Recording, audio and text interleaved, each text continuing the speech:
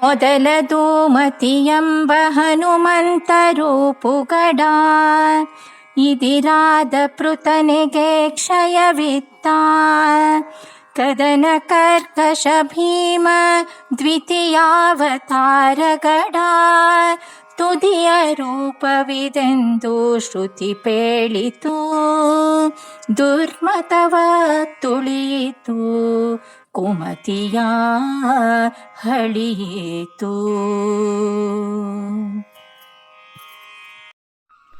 ಸರ್ವದೇವಾದಿದೇವಸ್ಯ ವಿದಾರಿತ ಮಹಾತ್ತಮಃ ಆನಂದಸ್ಯ ಪದಂ ವಂದೇ ಬ್ರಹ್ಮೇಂದ್ರಾದಿ ಅಭಿವಂದಿತಂ.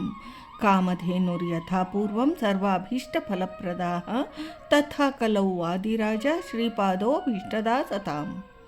ಮೊದಲದು ಮತಿಯೆಂಬ ಹನುಮಂತ ರೂಪುಗಡ. ಈ ಪದ್ಯದಿಂದ ವಾದಿರಾಜರು ವಾಯುದೇವರ 3 ರೂಪಗಳಲ್ಲಿ ಮೊದಲನೆಯದು ಮತಿ ಎನಿಸಿದ ಹನುಮಂತ ರೂಪ. ರಣರಂಗದಲ್ಲಿ ಇದಿರಾದ ಶತ್ರು ಸೈನ್ಯಕ್ಕೆ ನಾಶ ತಂದಿತ್ತ ಕದನ ಕರ್ಕಶ ಎಂಬ ಬಿರುದಿನ ಭೀಮಸೇನನೇ ದ್ವಿತೀಯಾವತಾರ. ಕೊನೆಯ ರೂಪವೇ ಇದು ಮಧ್ವರೂಪ ಎಂದು ಬಳಿತ ಸೂಕ್ತ ಹೇಳಿತು ಎಂದಿದ್ದಾರೆ. ಅರ್ಥ: ಮೊದಲದು ವಾಯುದೇವರ ಮೊದಲಿನ ಅವತಾರವು.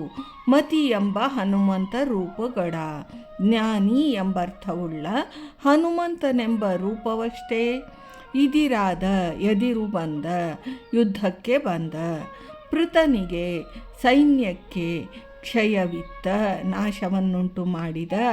ಆ ಕದನ ಕರ್ಕಶ ಭೀಮ ಪ್ರಸಿದ್ಧವಾದ ಭಾರತ ಯುದ್ಧದಲ್ಲಿ ಉಗ್ರ ಪ್ರತಾಪಿಯಾದ, ರಣಭಯಂಕರನಾದ, ಪರಾಕ್ರಮಿಯಾದ ಭೀಮಸೇನ ದೇವನು. ದ್ವಿತೀಯಾವತಾರಗಡ, ಎರಡನೆಯ ಅವತಾರವೆಂಬುದು ಪ್ರಸಿದ್ಧವೇ.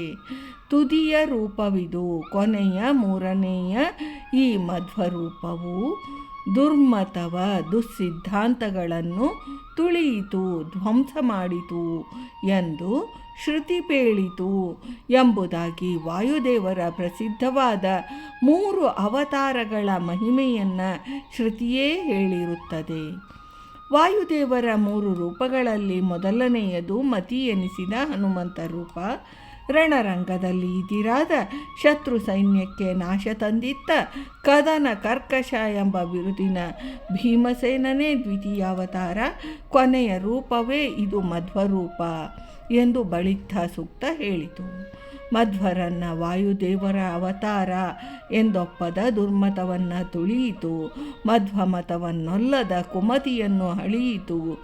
ಯದೀಮುಪ ಫರತೆ ಸಾಧತೆ ಮತಿಹಿ ಎಂಬಲ್ಲಿ ಮತಿ ಎಂದರೆ ಜ್ಞಾನ ಸ್ವರೂಪಿ, ಜ್ಞಾನವೇ ಮೈತಳೆದು ಬಂದಂತಿರುವ ಹನುಮಂತ. ಹನು ಎಂದರೆ ಜ್ಞಾನ, ಜ್ಞಾನವಂತ ಹನುಮಂತ. ಜ್ಞಾನವಂತ ಎಂಬ ಬಿರುದು ಕಡಿಮೆಯಾದೀತೆಂದು ಸಾಕ್ಷಾತ್ ಜ್ಞಾನಿ ಸ್ವರೂಪಿ ಎಂದು ಶ್ರುತಿ ಹೇಳಿದೆ. ಪೃಕ್ಷೋ ವಪುಹು ಪಿತುಮಾನ್ ನಿತ್ಯ ಆಶಯೇ ದ್ವಿತೀಯಂ ಎಂಬಲ್ಲಿ ಪೃಕ್ಷ ಎಂದರೆ ಪೈ, ಪೃತನ, ಶತ್ರು ಸೈನ್ಯ. ಅದಕ್ಕೆ ಕ್ಷಯವನ್ನು, ನಾಶವನ್ನು ತಂದಿತ್ತವ ಭೀಮಸೇನ ಎಂದಿದ್ದಾರೆ. ಭಾರತೀ ರಮಣ ಮುಖ್ಯ ಪ್ರಾಣಾಂತರ್ಗತ ವೃಂದಾವನ ವಿಹಾರಿ ಶ್ರೀಕೃಷ್ಣಾರ್ಪಣಮಸ್ತು.